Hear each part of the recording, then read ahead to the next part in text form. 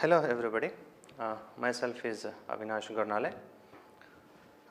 As we have discussed in the last class about the slope deflection method, today let me derive the slope deflection equation. Okay. So, how exactly this slope deflection equation is derived and how it is used in analyzing the structures we will see today. Slope deflection equation. To derive the slope deflection equation, let me consider a beam of length AB.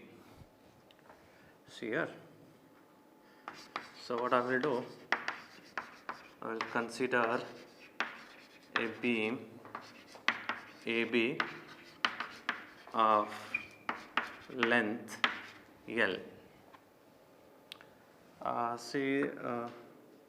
This is a beam, let us say A and B.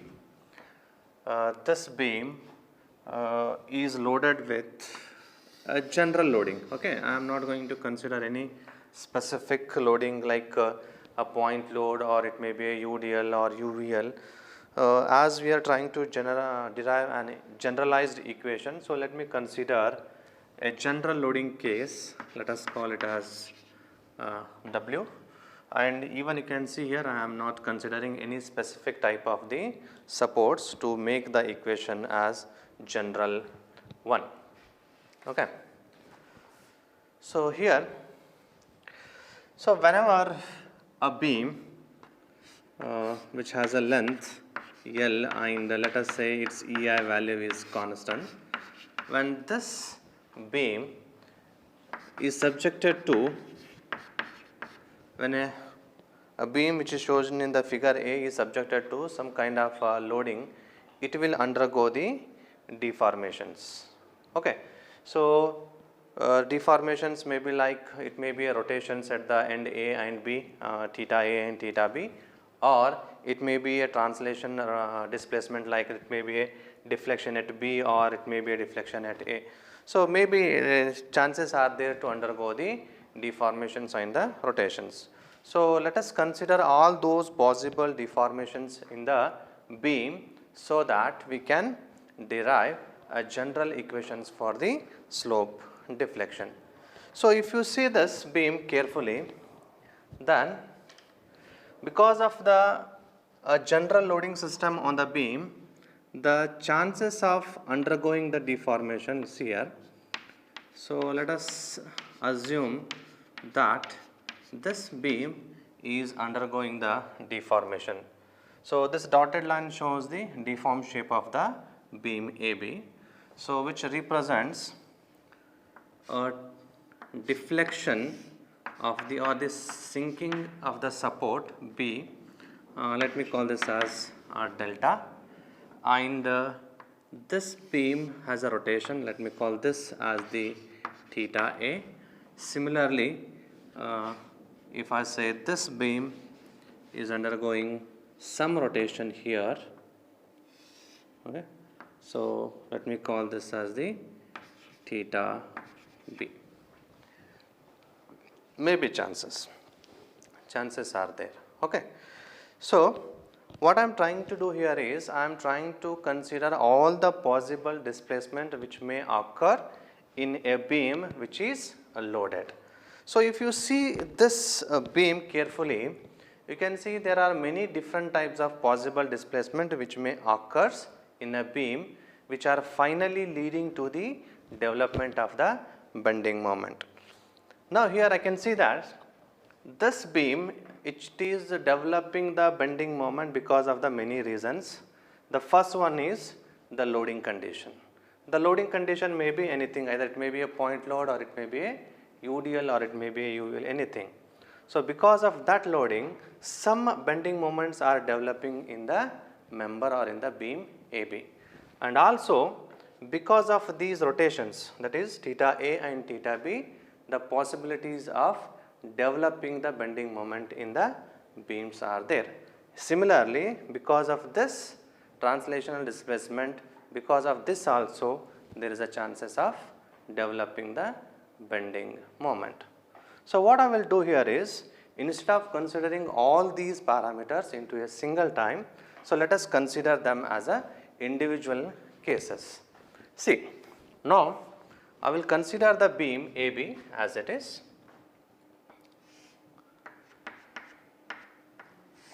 Let us say this is beam AB, where I am worrying only about the external loading condition. So let us say this is external load W.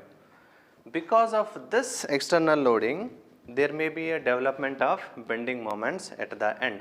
Let us say this is MFAB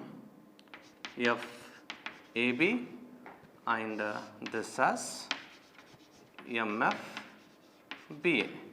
And in the last class we have seen how to determine the fixed end moment, that is MFAB and MFBA for different types of loadings. We have the direct formulas to determine all these things. So let me call this as figure B. Okay. Now what I will do, I will worry only about the rotation at the A. See here, if I am considering only the rotation at A, then the rotation may be clockwise or anti-clockwise, anyway.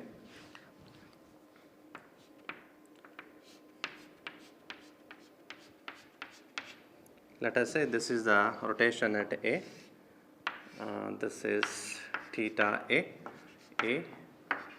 B, the total length of the beam is L and its EI value is constant, right. So because of this rotation at end A, there will be a development of moment at A and at B.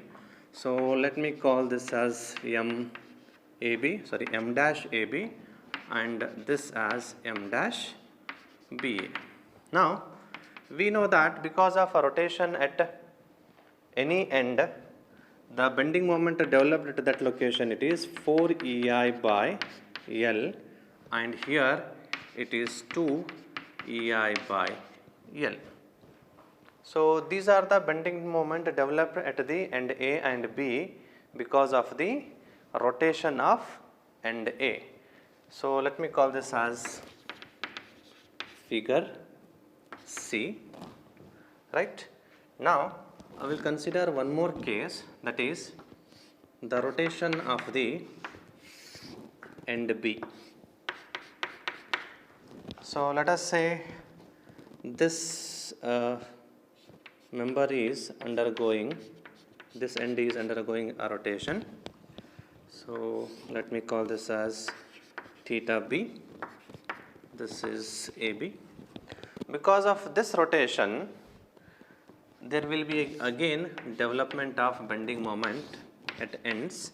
So let me call this as M double dash AB and this as M double dash BA. And we know that the bending moment due to the rotation at the same end is, it is 4 EI by L, and this end it is 2 EI by L, right. See, from the considered beam, what we have done, we have considered the three different cases, that is, one is only the external loading, the second one is the rotation at A, and the third one is rotation at B. Now we have to consider the translation displacement, that is sinking. So let me call this as figure D, right. And the last case, I will erase this.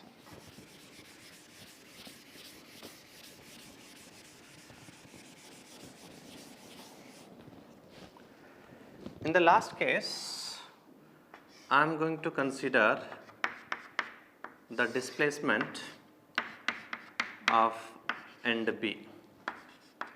Let us say the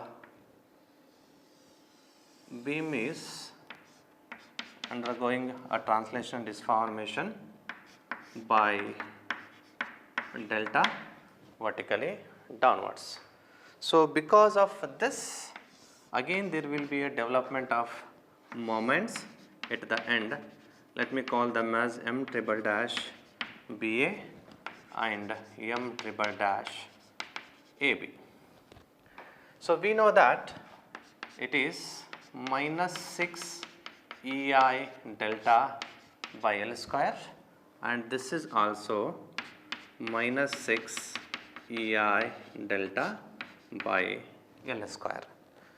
So the final bending moment in any beam as per the slope deflection method is the summation of all these 4 individual cases. That is, if I want to determine the final end moment, that is, if I want to determine MAB, then I have to add all these 4 values at the AB or A point, that is MFAB, M dash AB, M double dash AB and M triple dash AB. So it is MFAB, that is fixed end moments at end A due to the external loadings, plus M dash AB, that is moment at end A due to the rotation at A, plus M double dash A, that is rotation at